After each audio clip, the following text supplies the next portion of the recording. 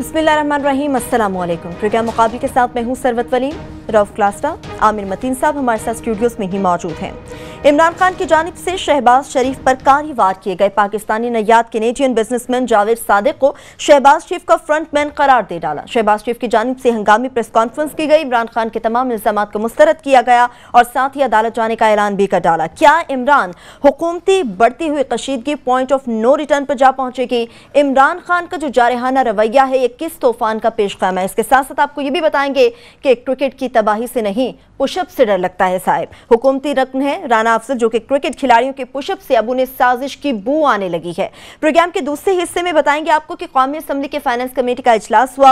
हुक्मरानों की खुशनुदी के तलबगार पनामा के मामले पर अरकान कमेटी उड़न छू हो गए। राना अफजल मामला अदालत में ले जाने का बहाना बनाकर अपना दामन बचाते रहे, जबकि पीपल्स पार्टी की नफीसा शाह तनहा जकूटा जिनों के मद्दे मुकाबिल रही। FBI मरियम नवाज के टैक्स रिटर्न की तफसीलात तक देने से खौफजदा नजर आया। पनामा के मामले पर अरकान कमेटी की अदम दिलचस्पी आखिर क्यों है? क्या अपर हाउस में भी अब हक बात करने वाला कोई नहीं रहा? क्या कानून साज और तमाम ब्यूरोक्रेट अब एक दूसरे की कमजोरियों पर कॉम्प्रोमाइज करेंगे? और प्रोग्राम के आखिरी हिस्से में आपको बताएंगे कि मकबूलियत की आखिर कीमत क्या चुकानी पड़ती है। मारूफ फोटोग्राफर है स्टीव मैकरी, जिनकी अफगान नयाज शरबत गुला की जानिब से नेशनल ज्योग्राफिक एडिशन के फ्रंट पेज पर शाया होने वाली तस्वीर 32 साल के बाद उन्हें सलाखों के पीछे ले गई।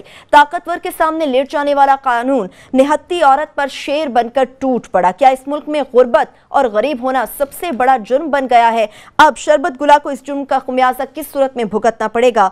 सब्ज आंखों वाली शोहरा आफाक तस्वीर की दर्दनाक कहानी भी हम आपके साथ शेयर करेंगे। क्लासेस साहब, इमरान शहबाज की कंट्रोवर्शियल जो सूरत हाल इस वक्त चल रही है उस पर तो हम जाएंगे, लेकिन सबसे पहले मैं चाह रही हूँ, आपने भी देखा होगा कोयटा का इतना दर्दनाक और इतना बड़ा सानहा पेश आया। शोहदा की मैयतें किस तरीकों से पहुंचाई गई? क्लास साहब आपने देखा होगा। बिल्कुल, ये बड़ा मेरा ख्याल है बात थी, बड़ा मतलब शर्म तो अब खैर अब छोटा लफ्ज हो चुका है। अब हमें कोई इन चीज़ों के कोई शर्माना बंद हो गए हैं। आप एक और चीज़ देखें कि 2 दिन पहले या 1 दिन अभी गुजरा है, 2 दिन अभी पूरे भी नहीं हुए, इतना बड़ा वाक़या होता है। 62+ मतलब बच्चे, जवान बच्चे, बलोच या पश्तून जो भी थे मारे गए हैं। आज हमारे टॉपिक ही बदल गए हैं। मतलब विद इन 24 आवर्स मैं उन टेलीविजन चैनल्स को देख रहा था, एक प्रेस कॉन्फ्रेंस ही काफ़ी होती है हमारा एजेंडा बदल देने के लिए सारे दिन का। बिल्कुल ठीक, गुफ्तगू ही ख़त्म हो गया। क्वेटा कॉर्नेज, वहाँ ट्रेजिडी, बच्चे, मतलब जितनी फैमिलीज वहाँ पे वो गई हैं, सारे का सारा आज आप गायब हो गया। कहीं पे नज़र नहीं आ रहा आपको मीडिया में कि क्वेटा में कितना बड़ा एक जुल्म हुआ है। उसमें इमरान खान साहब हैं, उन्होंने भी देर नहीं की। मेरा ख्याल है कोई हर्ज नहीं थी। ये जावेद सादिक वाली स्टोरी सच्ची झूठी जो भी है, उससे पहले सारा दिन पुशअप्स पे होती रही है। सारा दिन मीडिया पुशअप्स पे रहा है कि जी ये पुशअप्स निकालने हैं, ठीक था या गलत। और फिर फरमाते हैं जी कि बलोच जो हैं, बलोच कौम परस्त जो हैं, वो जनाब पाकिस्तानियत को नहीं मानते, वो जनाब बिहेव नहीं करते, उन लोगों को समझ नहीं आती। वो देखें जी कि वो फलां गलत कर दिया, फलां गलत कर दिया। क्या मीडिया का ये काम है कि सारा दिन आप पुशअप पे लगे रहें? बिल्कुल ठीक है। जो बात आमिर कह रहे हैं ठीक है, इशू है, खबर दी, स्टोरी दी। उसके बाद अगेन मैं कहूँगा इमरान खान साहब को वेट करना चाहिए था। जो आज उनका जावेद सादिक वाला, इस मुल्क में बड़े बड़े करप्शन की स्टोरियाँ हैं, एक नहीं है। क्वेटा एक बहुत बड़ा वाक़या हुआ है, अभी 24 घंटे नहीं हुए। कोई फैमिलीज के पास चला जाता, कोई थोड़ा सा उनके साथ आप कोई हल्का सा कोई बैठ जाते, किसी के कोई हल्का सा इसको चलने तो दो। मीडिया का एजेंडा सेट तो मत करें। अच्छा, एक बात किस्मती और हो चुकी है, दुनिया भर में ये होता है, मीडिया जो होता है वो एजेंडा सेटिंग करता है और सियासतदान उसको लेकर चलते हैं। ओवरऑल मीडिया ये रोल अदा करता है। मीडिया ड्राइविंग सीट पे होता है, बाकी सवारियां होती हैं। मीडिया जिधर जिधर चलाता जाते हैं वो पीछे चलते जाते हैं। पाकिस्तान में उलट है, यहाँ पे कोई सियासतदान किसी वक्त, कोई हुकूमत का नुमाइंदा, कोई छोटो मोटो गैंग का कोई सरबराह, कोई यहाँ से अपोजिशन का लोग, कोई वहाँ पे हुकूमत का बंदा, एक प्रेस कॉन्फ्रेंस, एक जुमला राना साहब ने कह दिया वहाँ पे ये कमेटी में पुशअप की, सारे का सारा मीडिया उसके पीछे लग गया। हमारा मीडिया बन चुका वैगन की सवारियां, ये पीछे बैठते हैं। अपोजिशन जनाब, ये प्राइम मिनिस्टर साहब बैठ गए, उनका उसके बाद उनका ना छोटो मोटो गैंग बैठ गया, फिर इमरान खान बैठ गए, उसके बाद खुर्शीद शाह साहब बैठ गए, एजाज, ये सारे फ्रंट सीट पे बैठते हैं और हम इनको फॉलो करते हैं। मीडिया दुनिया में ऐसे नहीं चलता होता। मीडिया इन लोगों को आगे लेके चलता होता है, एजेंडा सेटिंग मीडिया करता होता है। तो इमरान खान साहब ने जो आज उन्होंने एक नया एजेंडा सेट कर दिया कि नहीं जी पहले करप्शन पे बात करते हैं, इसके बाद हमने पुशअप की कहानी देखी, वो अलहदा सेटअप होगी। ये जिस तरह की आपने मतलब इमेजेस हमने देखे हैं, फुटेज देखे हैं कि आप उनको भेज रहे हैं। अच्छा, एक और एक्सक्यूज दिया जा रहा है कि वहाँ पे एम्बुलेंसेज नहीं है जनाब। अगर यहाँ पे मुझे याद है चौधरी निसार अली खान साहब ने क्या फरमाया था, उनकी प्रेस कॉन्फ्रेंस मुझे याद आ रही है कि वहाँ कराची से निहारी लेने के लिए भी आपकी वजारत दाखिला के हेलीकॉप्टर जाते थे। ये चौधरी सारा अली खान की प्रेस कॉन्फ्रेंस है। जनाब आपके पास भी हेलीकॉप्टर थे, आप उनको भेज देते, कितनी देर लगनी थी? फौज को भेज देने चाहिए थे, हमारे सिविलियंस को भेज देने चाहिए थे कि इतना बड़ा वाकया हुआ है। आप निहारियां ले जाने के लिए कराची से और लाहौर में जब ये पीपल्स पार्टी का दौर था उस वक्त थे, मरी के हवाले से अगर आपने वहां पे देगें पहुंचानी हो, वो इस्लामाबाद से देगें जो है वो हेलीकॉप्टर पे जा सकती हैं। तो बलोचों की या पश्तूनों की या बच्चों की जो उनकी मैयतें थी वो आपको ये बस की या वैगन की छत पे भेजनी थी। लोकल वैगन से इट्स ए शेम। ये मीडिया के लिए, हमारे लिए भी शेम है कि हमने 24 घंटे के अंदर अंदर इसको उठा के मारा है। हमारे लिए बाकी इश्यूज अगेन इंपॉर्टेंट हो गए, और हुकूमतों के लिए, एस्टेब्लिशमेंट के लिए, प्रोविंशियल गवर्नमेंट के लिए भी ये शेम है कि आप अपने लिए तो हेलीकॉप्टर रखते हैं, अपने लिए आप जहाज़ भी खरीदते हैं, अपने लिए आप वहाँ पे ये नवाज शरीफ साहब स्पेशल प्लेन करा के आए थे वहाँ से, उससे लंदन से। ये जो आपके चिल्ड्रन ऑफ लेसर गार्ड थे, इनके लिए एक हेलीकॉप्टर भी नहीं था। यही अलमिया है हमारा क्लास साहब, क्या कहेंगे आमिर साहब? दोनों पे, एक तो हुकूमतों पे प्रोविंशियल गवर्नमेंट और इस्लामाबाद, बाय द वे दोनों नून लीग की हुकूमतें हैं कि अभी तक इतने ज़्यादा, एक तो मीडिया का ऑफ कोर्स क्या कहें, ये आपने कहा वैगन की सवारियाँ, मीडिया का अब अजीब हो गया है कि अभी अजीब एक सेंसेशनलिज्म है कि इश्यूज़ पे जो है ना बात, जिस तरह की हम कोशिश करते हैं कि जनाब करप्शन पे या इकोनॉमी पे या एनर्जी पे, नहीं, सारा दिन जो 90% आजकल खबरें क्या होती हैं वो स्टेज से गिर गया, उसका जुमले से स्लिप ऑफ द टंग हो गई किसी के, उसने शेर गलत पढ़ दिया, सारा दिन इस पे जो है ना मजे लेने वाला। और वो शुक्र है इंडियन गाने जो बंद करने के एक और इशू है, मगर उस पर वो जो है ना बीट के ऊपर जो है ना सारा दिन चल रहा था कि जी फलाने से जो है ना जुबान उसकी लड़क गई, जो यही चलता रहता है। एक्चुअल मफहूम, एक्चुअल इशू से वो हट गए हैं। बाकी बात कि हम एक्सपेक्ट करते थे कि इतना बड़ा 24 घंटे के बाद एक तो हुकूमत कोई हमें जवाब देती, चौधरी निसार साहब की या किसी की स्टेटमेंट आनी चाहिए थी, प्रेस कॉन्फ्रेंस होनी चाहिए थी कि जनाब उस तफ्तीश का क्या बना। तफ्तीश के हवाले से अभी बड़े सवाल आते हैं, गवर्नमेंट वर्जन आना है कि फाइनली उनके ख्याल में क्या है, क्योंकि कल तो सारी स्पेकुलेशन हो रही थी, गवर्नमेंट का वर्जन अभी आना है, वो आज आ जाना चाहिए था, वो नहीं आया। बाकी दूसरे भी सवाल आते हैं, आज मीडिया के ऊपर मैं देख रहा था कि उनके लवाहिकीन कह रहे थे कि जनाब हमारे बच्चे तो वो एकेडमी से छुट्टी हो गई थी, पास आउट होके वापस आ गए थे, क्यों बुलाया गया? जिनके बच्चे मरते हैं वो बेचारे, ये उनके सवाल होते हैं, ये छोटे छोटे सवाल के शायद ये वाकया ना होता तो हमारा बच्चा बच जाता। ये जवाब भी तो जरूरी है, जवाब जरूरी है, बिल्कुल। वो सफाकी है कि 24 घंटे में हमारी हुकूमतें भी, हमारा मीडिया भी उसके ऊपर कोई बात नहीं कर रहा। अब जरा मैं, अगर मुझे इजाजत दें, पहला सवाल था आपका, मेरा सवाल एक और है, क्या शहबाज शरीफ साहब पे एतबार किया जा सकता है कि वो जो कुछ कहते हैं ठीक कहते हैं? मेरा तो ये है। हम आपको, अगर आपके पास क्लिप्स हैं, मेरा भी, हमारे साथ जो हमारी टीम का हिस्सा है सदीक जान जो हैं, मुझे उन्होंने एक बड़ा बेहतरीन कमेंट किया जब हम अपना प्रोग्राम तैयार कर रहे थे। उन्होंने कहा जनाब जो शहबाज शरीफ साहब ने ये प्रेस कॉन्फ्रेंस की थी मॉडल टाउन के कत्ले आम के बाद और जो आज की है, दावे किए, तकरीबन 19-20 एक जैसे हैं।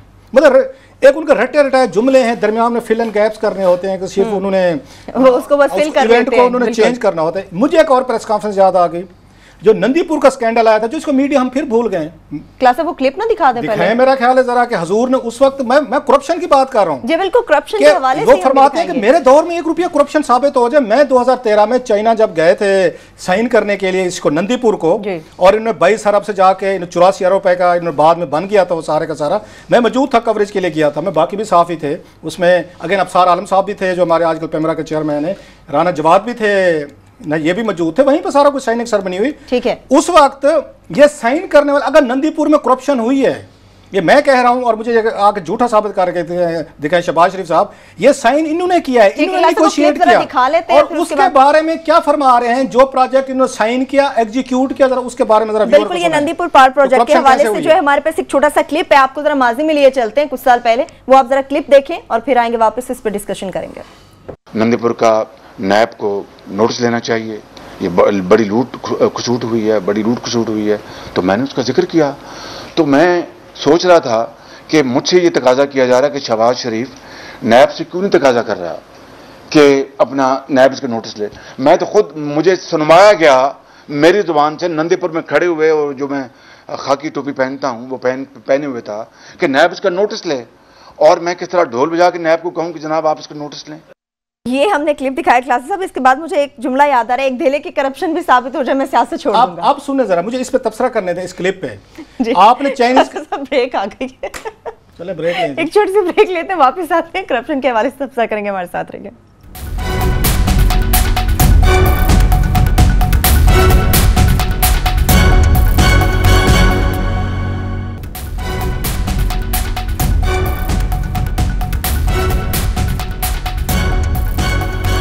ब्रेक के बाद एक बार फिर से आपको प्रोग्राम में हम खुशामदीद कहेंगे। क्लासेस अब ये हमने क्लिप दिखाया, आप हमें माजी के हवाले से कुछ याद दिला। मैं थोड़ा सा ये बताना चाहता हूँ, ये प्रोजेक्ट मैं सिर्फ नंदीपुर पर भी रहना चाहता हूँ, बाकी वो आमिर मतीन साहब बात करेंगे जो आज एक्सचेंज हुआ है इमरान खान साहब का और जवेद सादिक साहब का जी। इसकी पूरी जिम्मेदारी 100% ये शहबाज शरीफ साहब की है। ये प्रोजेक्ट इनका था, इन्होंने चाइनीज से डील की, इन्होंने एग्जीक्यूट किया, इसको 12 अरब से 22 हुआ, 22 से 84 अरब तक किया, ये सारा इनका काम था। और जो इसके प्रोजेक्ट डायरेक्टर थे महमूद साहब, जिनको सितारा एक जुर्रत, पता नहीं सितारा इम्तियाज क्या कुछ मिला हुआ था, उनको भी इन्होंने दिया था कि आपने बड़ी अच्छी परफॉर्मेंस दी है वहाँ पे नंदीपुर में। अब फरमा रहे मसूफ के नंदीपुर में करप्शन हो गई है, उसको महमूद साहब को इन्हीं इल्ज़ामात पे वहाँ से हटाया, वहाँ से उनको ये बरतरफ हुए, उनको चेंज किया गया कि आपने करप्शन हुई है आपके दौर में, उनको सेक्रेटरी इरिगेशन लगा दिया है। ज़रा सुनते हैं कि गवर्नेंस का लेवल। आज आप कह रहे हैं कि मेरे दौर में करप्शन हुई है, तब मुझे बताएं, मैं साबित कर दें। इससे कोई बड़ी करप्शन साबित हो सकती है कि आप खुद कह रहे हैं कि नैब को मैं ढोल बजाऊं, नैब है और ये नंदीपुर में आके कार्रवाई करें। ये प्रोजेक्ट तो आपने रिवाइव किया था, आपके दौर में करप्शन हो रही है, तो इट मीन्स कि यू आर रिस्पॉन्सिबल। एक तो आप हमें उस वक्त हजरत उमर की रज़ी अल्लाह अन्हु की आप हमें वो सुनाते थे कि अगर दरिया फरात के किनारे एक वहाँ कुत्ता भी मार गया तो क़यामत वाले दिन मुझे खुदा को जवाबदेही देनी होगी। जवाबदेही का एक तो आप उस वक्त ये आके दावे करते थे, बड़े अरसे से ये दावा नहीं किया इन्होंने कभी वैसे, ये बता तो मैं आज भूल गए बिल्कुल। हजरत उमर वाला वाकया जो है ना, वो वाला वो दरिया उसका फराज दगला वाला वो भूल गए हैं, वो खत्म। तो ये इनकी जिम्मेदारी यहाँ पे बनती है। और दूसरा ये जो चीज़ मुझे थोड़ी सी इंट्रीगिंग कर रही है, इन्होंने यही बातें की थी कि अगर मॉडल टाउन में मेरी जिम्मेदारी होगी मैं छोड़ दूंगा। मॉडल टाउन में जिम्मेदारी निकली, जस्टिस उन्होंने वो जो बाकर साहब ने इनकी निकाली, उसके बाद बाकर साहब को भी धमकियां मिलनी, नई इन्होंने GIT बनाई, उसमें उनको तमाम को क्लीन चिट देकर फाज हो गए। सो शहबाज शरीफ साहब की इन बातों पे, इनके दावों पे, इनके वादों पे मैं तो कम से कम कोई यकीन करने को तैयार नहीं हूँ। अवाम करती है, वोट देती है, अवाम तो उनको पावर में लाती है। ये आप कह सकते हैं कि अवाम वोट देती है। क्लासेस साहब ने जो बात की है आमिर साहब और जावेद सादिक के हवाले से, खासतौर पे हम ये जानना चाहेंगे जिस तरह से इमरान खान की जानिब से इल्जामात लगाए गए हैं शहबाज शरीफ के ऊपर, पहले तो हमें ये बताइएगा कि जावेद सादिक का बैकग्राउंड क्या, इनके माजी के हवाले से बताएं, फिर आगे हम डिस्कशन करेंगे। ये तो जो इल्ज़ाम है ना, वो तो अब शहबाज शरीफ वर्सेस इमरान खान हो गए हैं। मेरे में ये जुर्रत नहीं है कि मैं इनके लीगल मामले में पढ़ूँ। वो शहबाज शरीफ साहब ने उनके ऊपर 24 अरब रुपए का कर दिया है दावा, कहते मैं करूंगा, और उन्होंने इल्जाम लगाए हैं, तो ये तो अदालतों में मामला हो गया। मैं तो सिर्फ अपना माजी का सियाको सबाक दे सकते हैं नाम के जनाब ये इल्जाम लगते क्यों हैं। और शहबाज शरीफ साहब की ये प्रेस कॉन्फ्रेंस जिस तरह काज साहब ने कहा कि वो उसका कितना सीरियसली लें हम, कि ये इस तरह के कस्में वादे जो है ना वो इतनी दफ़ा सुन चुके हैं कि वो जो है पहली दफ़ा वो आज उन्होंने बड़ी एक्सप्लेनेशन दी कि वो जो मैंने 6 महीने का बिजली का कहा था कि कर दूंगा, वो मुझे समझ नहीं आई वो क्या कह रहे थे कि मैंने ऐसे ही कह दिया था, या उन्होंने कहा मेरा वो पैशन था, मैं पैशन में ऐसी बातें कह जाता हूँ। वो अब ये सोचे फिर कि आज की बात शायद ये बड़ा मजा का है, मुझे समझ नहीं आई। उन्होंने कुछ कहने की एक्सप्लेन करने की कोशिश की कि मुझे मैंने कहा था कि 6 महीने में बिजली का बहरान दूर कर दूंगा तो मेरा नाम बदल दीजिएगा।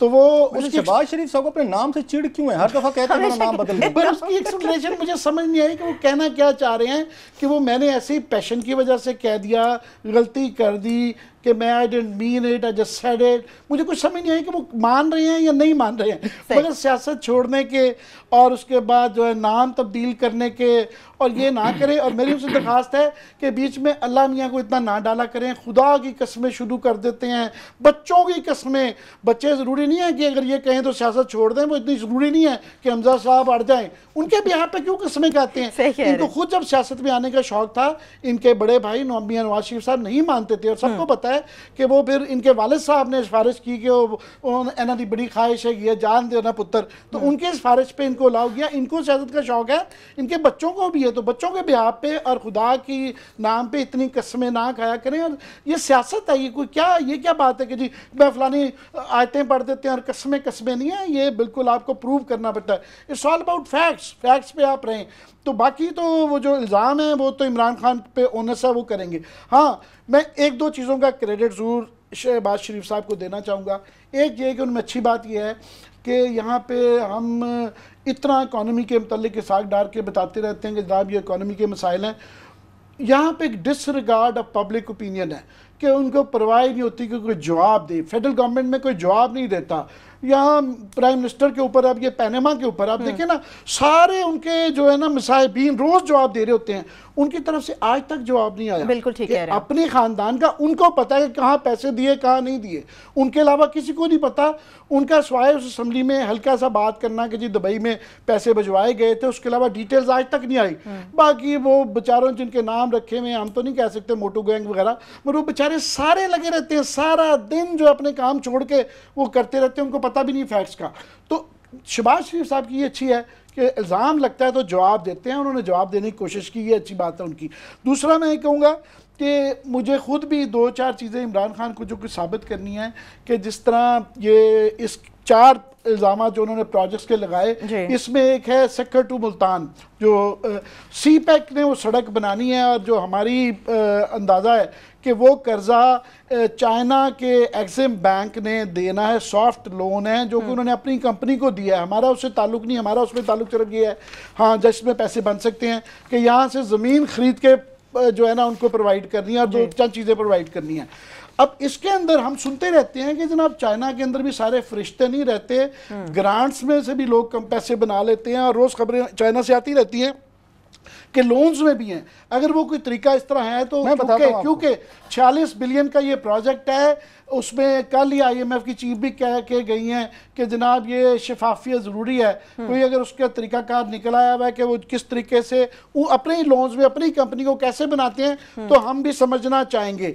बाकी थोड़ा सा मेरा ख्याल फैक्ट्स का भी है कि वो 2 प्रोजेक्ट्स जो बाकी हैं वो परवेज़ लाई और बेनज़ीर के दौर में हुए हैं और फेडरल गवर्नमेंट से ज़्यादा हैं, वो नहीं है। लास्ट में कहूँगा कि शक इसलिए पड़ता है कि माजी है कि जब आप नोइंगली शुजात अजीम साहब को, जो कि आपको पता है ज़ाती ताल्लुक है, एविएशन का इंचार्ज लगाते हैं, वो एयरपोर्ट के इंचार्ज होते हैं और कंसिस्टेंटली उनको रिमूव अदालत करती है, फिर आप लगा देते हैं, फिर उनको किसी न किसी, उनके भाई तारिक अजीम याद रहे कि मुशर्रफ दौर में स्पोक्समैन थे, और वो क्या बातें जो शेख रशीद ने जो की हैं वो भी रोज़ वैसी करते थे। शेख रशीद की आज लाल हवेली का भी जो है ना कुर्की हो रही है, उन्हें जा रही है।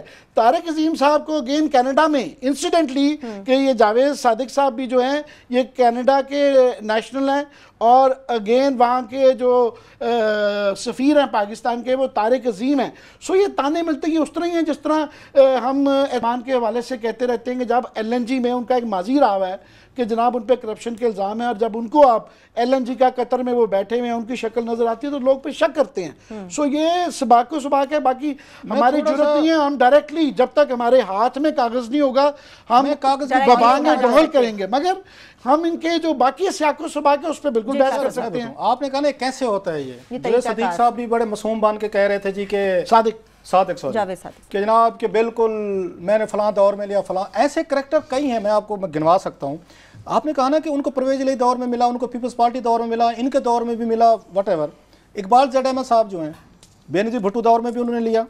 ये गुलजार साहब थे, ये इसके आपको याद होगा सेनेटर गुलजार, ये जिनके बरखुरदार हैं, सेनेटर वकार, जी सेनेटर वकार 50 करोड़ रुपए की डज मारी। मैं किसी दिन उनसे पूछूं ना मोहम्मद जुबैर साहब से कि जितना जोर आप इमरान खान पे लगाते हैं ज़रा वो तो हमें बताएं जो 50 करोड़ रुपए का डाका इसने मारा था इस सेनेटर वकार ने, और आपको आज तक जरूरत नहीं हुई कि उससे जो रिकवरी करवाएं। FIR भी थी ना, नैब को जरूरत हुई है उस पर। तो ये अगर मोहम्मद जुबैर के पास टाइम भी नहीं है कि वो कैसा डाका मार के गए थे। खैर उसके बाद इकबाल जट अहमद साहब हर दौर में वो एवरग्रीन रहे हैं सर। बेनज़ीर भुट्टो दौर में भी थे, वो जना मुशर्रफ दौर में भी थे, ये इनके दौर में भी थे, पिछला जो जरदारी साहब का गुजरा है वो नवाज शरीफ साहब के दौर में भी थे, अभी भी उनको कॉन्ट्रैक्ट दे रहे हैं। कलामी की माफी, हमारे प्रोड्यूसर साहब ने कमाल फुर्ती का मुजाहरा करते हुए शॉर्ट्स निकालनी है कुछ बिजली और मॉडल टाउन के हवाले से। कमाल है, उसके बाद में दोबारा अपनी रामलीला बाद में सुना लूंगा। बिल्कुल, अभी हम आपको सुनाते कि मॉडल टाउन जो सानिया पेश आया था और जो बिजली के हवाले से शहबाज शरीफ साहब अक्सर बातें करते हैं, नाम बदल देना, सियासत छोड़ दूंगा, वो आप पहले सुन लीजिए, फिर इस पर डिस्कस करेंगे। 6 महीने में बिजली की लोड शेडिंग का खात्मा हो जाए, बिजली के अंधेरे ना खत्म किए तो मेरा नाम शहबाज शरीफ नहीं है। अगर मुझे इसका जिम्मेदार ठहराया जाता तो 1 सेकंड से पहले मैं आवाम की अदालत में हाजिर हूँगा, इस्तीफ़ा दूँगा और जो भी मुझे उस तहकीकाती रिपोर्ट में तजवीज़ किया जाएगा मैं उसको मनोन कबूल करूँगा। क्लासेस साहब एक सेकंड तो क्या यहाँ महीनों और साल गुजर गए। बस हमने क्लिप दिखा। एक मैं आपकी बात से पहले गौर करूं कि शहबाज शरीफ साहब की एक बड़ी गौरतलब बात थी, ये आज भी उन्होंने कहा कि मैं आपको जितना भी हिसाब कहें तो मैं 97 का भी हिसाब दे दूंगा। उससे पीछे क्या नहीं वो कहते। ये मेरी एक दफ़ा उनसे ज़ाती गुफ्तगू भी हुई थी, तो मैंने 85 से शुरू किया कि जनाब आप इतने साल से 23 साल से आप लोग, उनका जी पिछला हिसाब मैं नहीं दूंगा, वो पिछला हिसाब मेरे बड़े भाईजान से नहीं। तो वो अपनी हुकूमत क्या देते हैं, भाईजान का हिसाब नहीं देते। आज फोकस था कि पैनामा का हिसाब उनसे लें, मुझसे मेरा लें। आपने पैनामा की बात की क्लास में बिल्कुल, ये पैनामा के हवाले से आपने बात की। एक छोटी सी हम जो ब्रेक लेके वापस आएंगे तो हुक्मरानों के खुशनुदी के तलबगार जितने भी अरकान कमेटी हैं, कौमी असम्बली की फाइनेंस कमेटी के आम इजलास में हमने देखा कि वो तमाम पैनामा की ब्रीफिंग के ऊपर उड़न छू हो गए। एक ब्रेक लेंगे, हमारे साथ रहिए।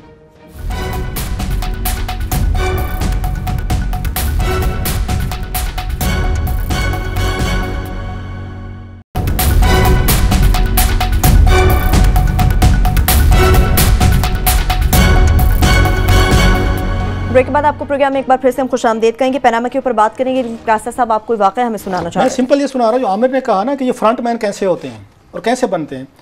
अरशद शरीफ को क्रेडिट देना पड़ेगा। अरशद शरीफ की स्टोरी हम रेफरेंस से बात करेंगे। उन्होंने एक स्कैंडल ब्रेक किया था $2.5 अरब का जी। एक चाइनीज़ की ये डील हुई थी NHA का। आमिर साहब आपको याद आ जाएगा, ये तारड़ साहब जो है मेरा ख्याल है जिस पे नाराज़ हो गए थे अरशद शरीफ साहब से शो में, मुझसे भी नाराज़ हो गए थे। इन्होंने एक अदद अपनी खुफिया डील की थी।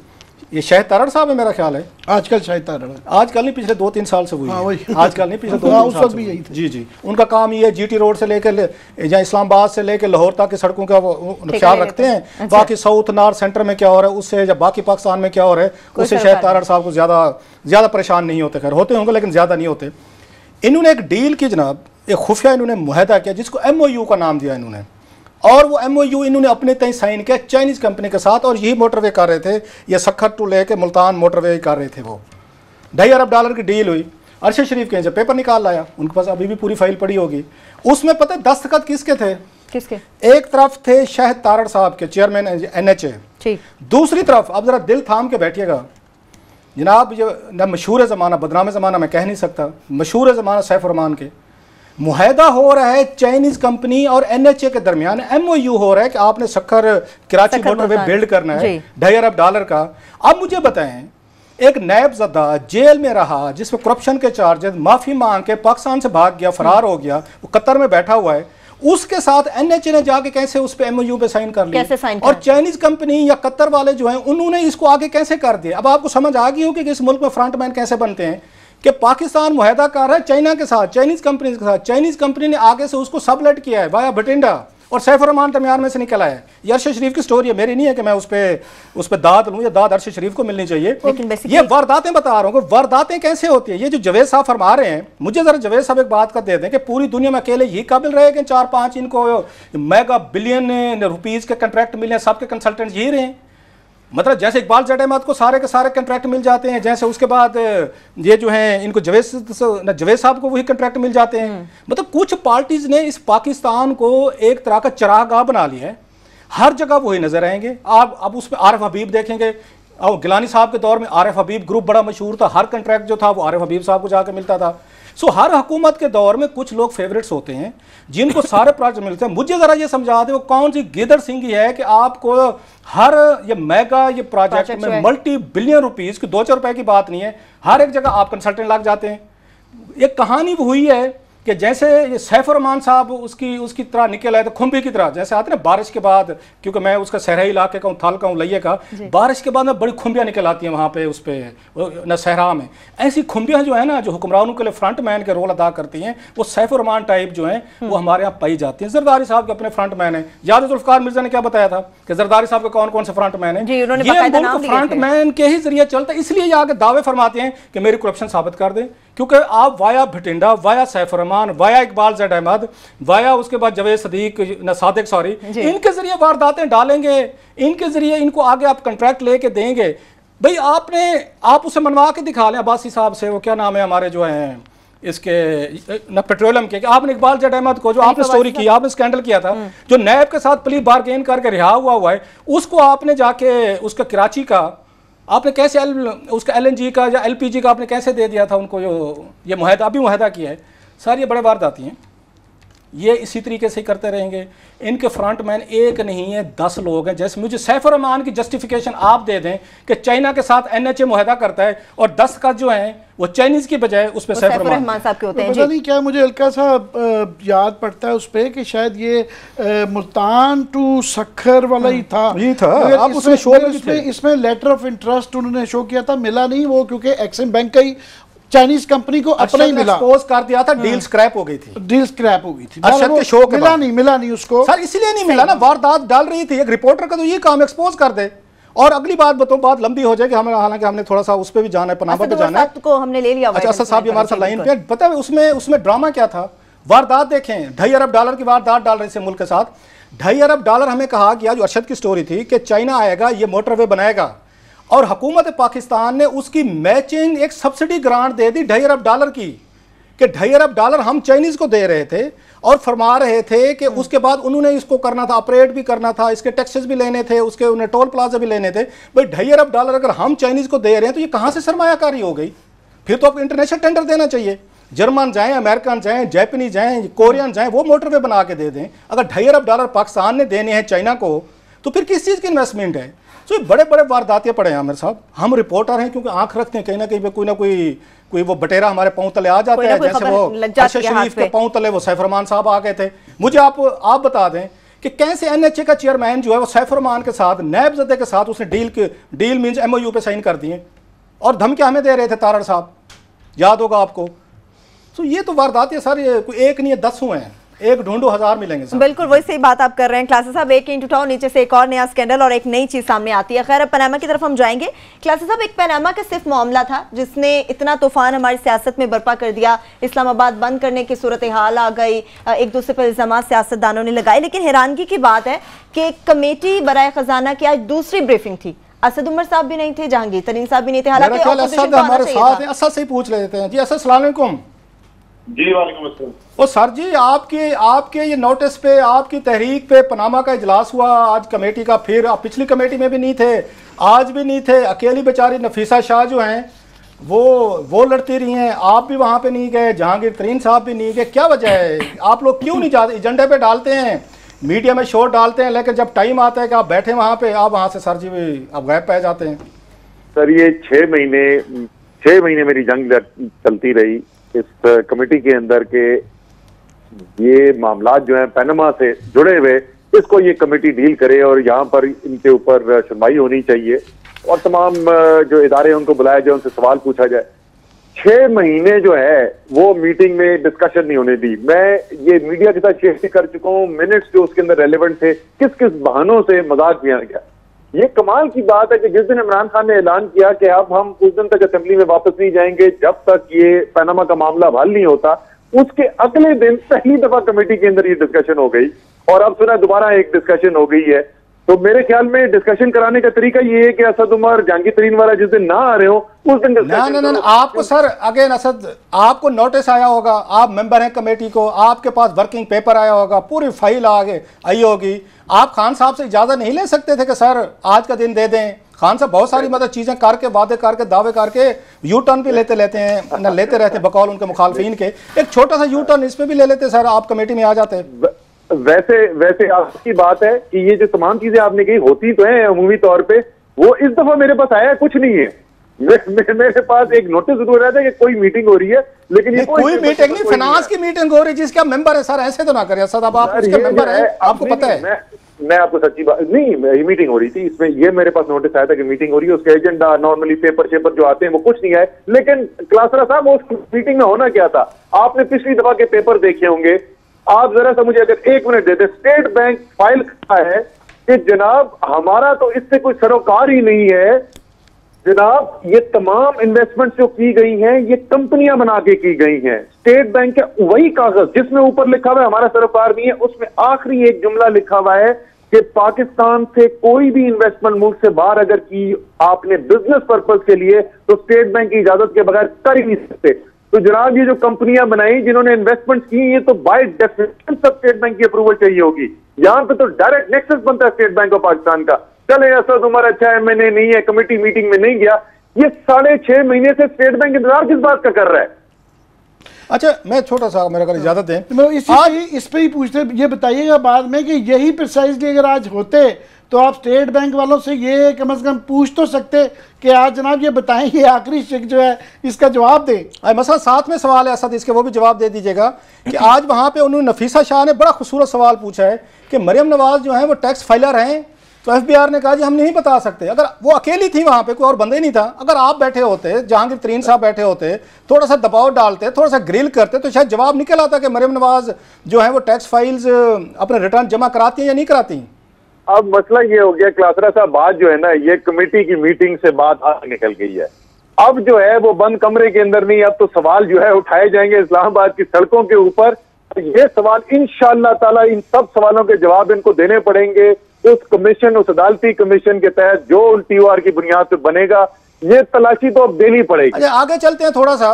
IMF के आई हुई थी, सरबराह आई हुई थी 2-3 दिन से।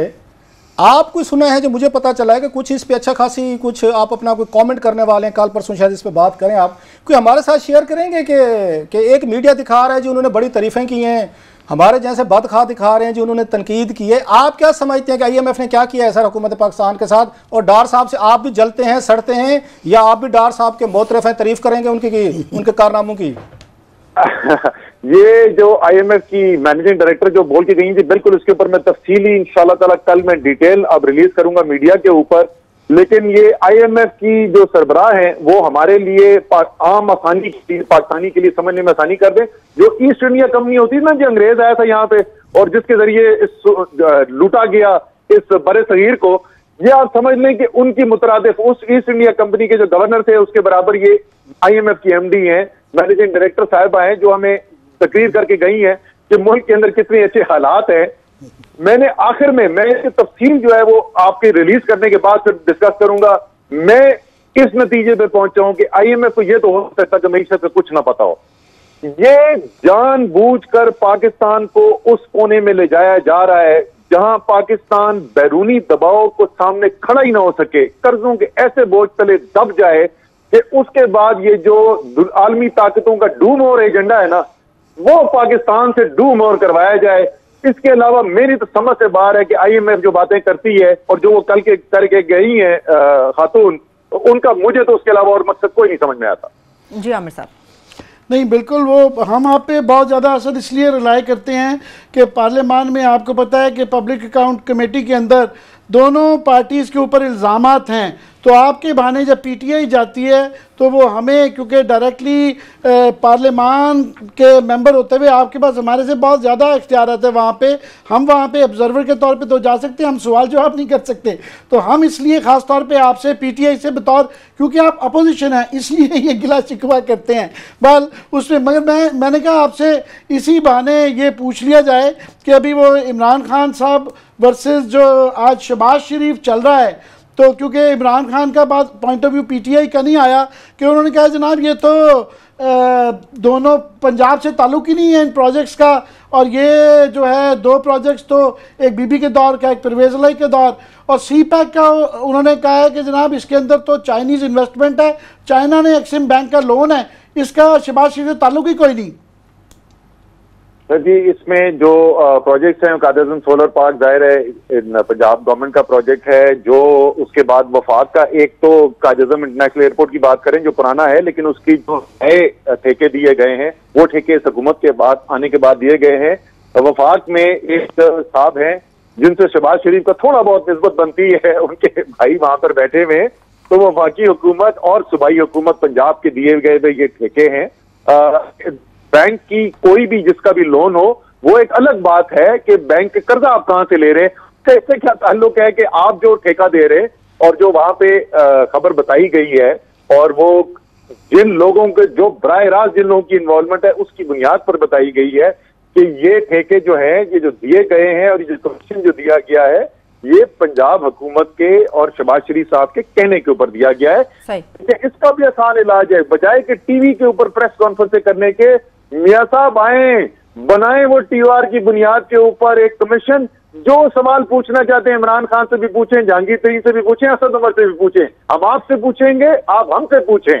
ठीक है, बेहद शुक्रिया आपका। पीटीआई के रहनुमा असद उमर साहब हमारे साथ मौजूद थे। अभी तक ये मामला था कि पनामा की हियरिंग के लिए वो वहां पर मौजूद क्यों नहीं थे, लेकिन उन्होंने एक ही जुमले में ये सारी सूरत क्लियर कर दी कि अब ये तलाशी, ये एहतसाब, ये सवालात अब सड़कों पर होंगे। एक छोटी सी ब्रेक लेंगे, वापस आएंगे तो आपको बताएंगे कि सब्ज आंखों वाली शोराफाक तस्वीर की दर्दनाक कहानी आखिर क्या है। हमारे साथ रहिए।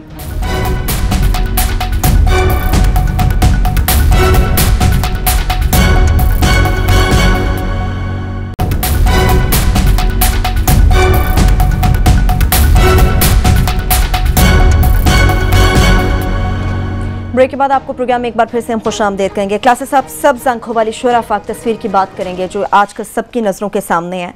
क्या इस मुल्क का कानून सिर्फ निहत्ते लोगों के लिए?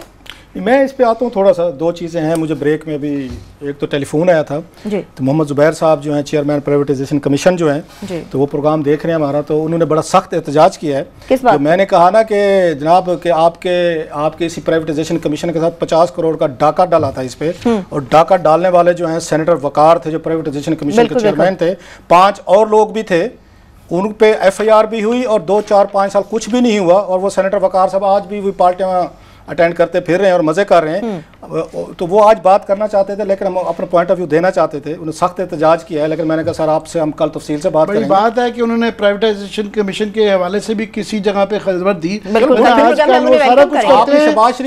प्राइवेटाइजेशन के चले आपने शहबाज शरीफ साहब की तारीफ की ना, मुझे मोहम्मद ज़ुबैर साहब की तारीफ करने दें जनाब के कम अज़ कम उन पे अगर बात है, उनके इदारे पे बात है, तो वो आके बात करना चाहते। कल हम उनसे तफसील से पूरे रिकॉर्ड के साथ बात करेंगे, क्योंकि उस पर भी नायब ने और भी बड़ी चीजों पे बात करेंगे। चले उन पे साथ खुल के बात करेंगे, चली जाएंगी।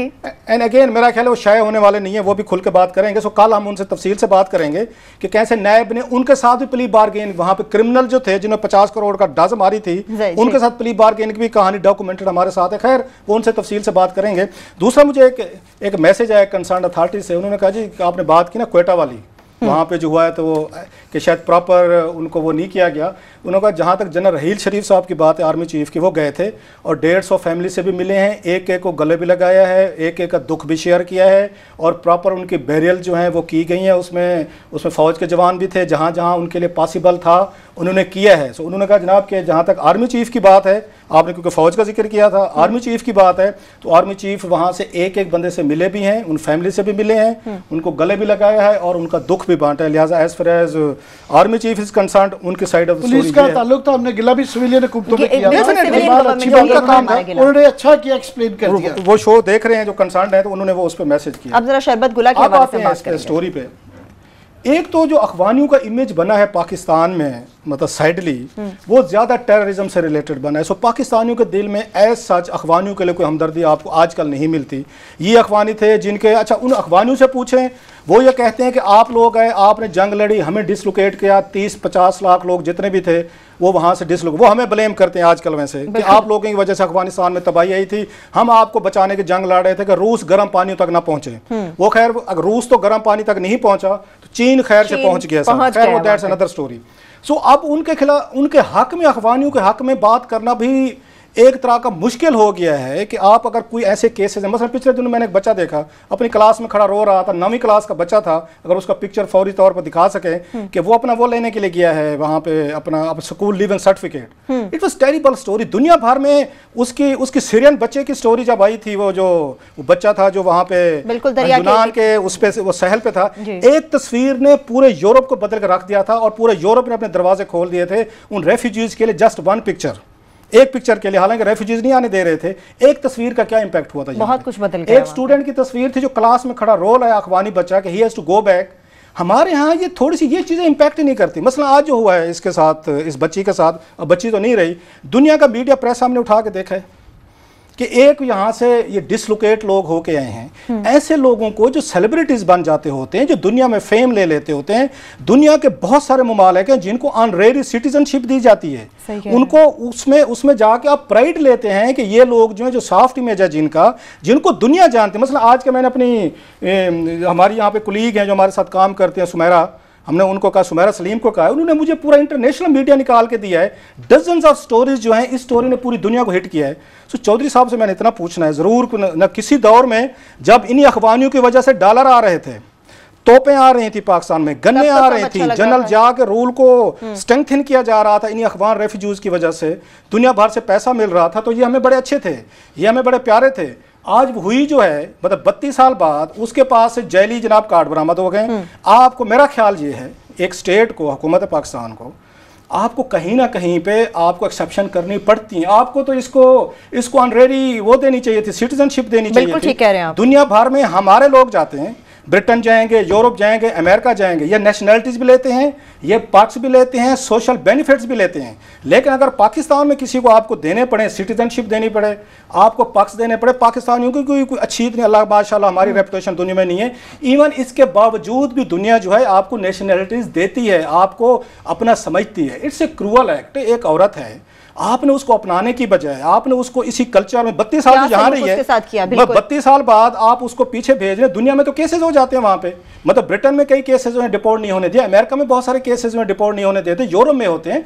सो जहाँ पे हमें उसकी सीरियन बच्चे की एक तस्वीर जो है वो पूरा का पूरा नैरेटिव बदल देती है यूरोप का, वो तो हमें बड़ा अच्छा लगता है। लेकिन अगर हमारे सामने इस तरह की पिक्चर्स हैं तो हम कहते हैं अखबानी बड़े क्रिमिनल्स हैं, अखबानी बड़े बदमाश हैं, इनको मारें, इनको पिटाई करें। डॉलर आ रहे थे अखबानियों की वजह से तो हमें बड़े प्यारे थे, डॉलर आने बंद हो गए तो बुरे क्रिमिनल भी हो गए हैं, वो गिरफ्तार भी हो रही है, उस पे पर्चे भी हो रहे हैं, वो जेल में भी जा रही है, सजा भी क्या मिले। जी आमिर साहब कुछ सुना है, कोई आपके पास इसकी अपोजिट आर्गुमेंट है? आर्गुमेंट नहीं, आज थोड़ा सा रिवर्सल ऑफ रोल्स ही कर लिया जाए कि आपके फेवरेट चौधरी निसार, जो आपके ख्याल में नून लीग के अंदर बेस्ट प्राइम मिनिस्टर के शिप के कैंडिडेट हैं, मैं उनकी साइड ले रहा हूँ कि बिल्कुल मैं आपसे एग्री करता हूँ कि इनको ऑनररी नेशनलिटी भी दे देनी चाहिए, और वाकई इतनी ये दुनिया की वर्ल्ड इंटरनेशनल सेलिब्रिटी बन गई है, इनको इज्जत भी देनी चाहिए, और इस तरह के लोगों का बिल्कुल पूरा इंटरनेशनल फेम था। मगर एक गैर कानूनी चीज़ एक वो है, आप ये कहें कि एक वो जाली शनाख्ती कार्ड पकड़ा गया, गैर कानूनी चीज़ एक है। एक तरफ इस पे चौधरी निसार को ब्लेम नहीं किया जा सकता, हाँ ये आप कह सकते हैं इससे पहले कुछ नहीं किया, मगर एक नादरा को ऑन दी अदर हैंड हम कहते हैं जी अपना काम नहीं करते, जाली शनाख्ती कार्ड लोग बनाते हैं, वो शनाख्ती कार्ड बनाया शनाख्ती कार्ड ही नहीं है कि ऐसे लोगों को तो मैं खबर पढ़ रहा था कि वो था कि जो जाली शनाख्ती कार्ड पे पकड़ा उनको। सर मैं वो पकड़ा होगा, मैं और बात कर, मसलन मादरत के साथ, and I hope Chaudhry Nisar Ali Khan साहब से मैं पहले मादरत कर लेता हूँ, चौधरी निसार अली खान साहब के बच्चों के पास न फॉरेन नेशनलिटी नहीं है, सुनते हैं जरा, उन्होंने सुनते हैं ना जरा सर, उनके बच्चों के पास नेशनलिटी, आखिर अमेरिकन ने उनके बच्चों को भी अकोमोडेट किया। बिल्कुल। उसके बाद रहमान मलिक साहब हमारे इंटीरियर मिनिस्टर हैं, रहमान मलिक साहब के बच्चों के पास ब्रिटेन की नेशनलिटी नहीं है, उनको भी तो ब्रिटेन ने वहाँ पे अकोमोडेट किया। मेरा सिंपल सा कंसर्न है, मैं पर्सनल नहीं होना चाहता, खुदा ना खासा इसको पर्सनल भी ना समझा जाए, दुनिया में राइट्स हैं, आप कौन से मुल्क में जाकर रहना चाहते हैं, जाली शनाख्ती कार्ड तो नहीं है ना सर, सुन तो ले, मैं और बात कह रहा हूँ। अगर आपके नोटिस में चीज़ें आई हैं, चौधरी निसार अली खान साहब ने एक बड़ा अच्छा ह्यूमैनिटेरियन एक्ट किया था, लोग उन पर बड़ी तनकीद करते हैं, लेकिन मैं उनको डिफेंड करता हूँ। उन्होंने सिकंदर को गोली नहीं मारने दी थी इस्लामाबाद में, आज तक मैं डिफेंड करता हूँ कि उसके साथ छोटे दो बच्चे थे, उसके सिकंदर के, उसकी बीवी थी, उसने कहा कि इन बच्चों के सामने इनको बाप को गोली नहीं मारनी। ये बड़ा ह्यूमैनिटेरियन एक्ट था चौधरी निसार अली खान का, टिल डेट आई डिफेंड हिम, और मैं उसकी रिस्पेक्ट करता हूँ चौधरी निसार अली खान की कि बच्चों के सामने उसको बाप को गोली नहीं मरवाई, कितनी देर लगनी थी।